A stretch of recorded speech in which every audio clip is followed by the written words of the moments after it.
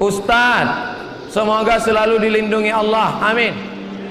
Inilah yang membuat Ustadz Somad tetap sehat walafiat. Yang paling banyak mendoakan saya adalah orang Gorontalo, terutama panitia. Ya Allah, sehatkan Ustadz Somad sampai nanti malam. Habis acara nanti malam terserahlah ya Allah.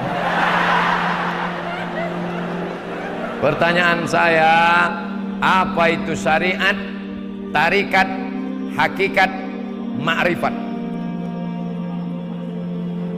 Syariat sampan, hakikat lautan, tarikat berenang, ma'rifat mutiara yang ada di dalam kerang. Itulah gambaran yang digambarkan oleh Al-Imam Bahauddin An-Naqsyabandi, pendiri tarekat Naqsyabandiyah. Bisa tak orang hanya bermain di sampan, sibuk dengan syariat, tak sampai makrifat, tak dapatnya permata yang ada di dalam kerang. Tapi ujuk-ujuk kata orang Jawa, tiba-tiba melompat saja masuk ke dalam mau mencari kerang, mati dimakan ikan hiu. Oleh sebab itu maka empat tak boleh dipisahkan. Mesti bersyariat, naik sampan. Sampannya harus ada hakikat, lautan. Jangan naik sampan di mall. Ada syariat, hakikatnya ada lautan.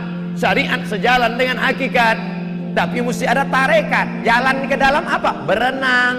Untuk meraih apa? Meraih ma'rifat. Itulah dia mutiara yang ada di dalam kerang. Mudah-mudahan kita mendapatkan keempat-empatnya insyaallah. Belajar kepada Tuan Guru, kepada para habaib. Di sini ada mursyid, ada khalifah, ada tarekat Sattariyah, ada tarekat Naqsyabandiyah, ada tarekat Qadiriyah. Selama dia menjalankan, tapi jangan sampai berguru pada orang yang meninggalkan syariat. Karena al-haqiqatu bila syari'atin batilah. Hakikat tanpa syariat batil. Karena Nabi Muhammad SAW tak pernah meninggalkan syariat. Jangan sampai nanti sholat zuhur orang tak ada. Mana sholat zuhur? Kenapa orang tak ada? Kamu kenapa tak sholat zuhur? Aku sudah sampai ke makrifat. Itu yang di masjid itu orang syariat aja tuh. Oh, ini gunanya kita maulid Nabi, supaya mengikuti Nabi dalam 4 aspek: syariat, hakikat, tarikat, ma'rifat.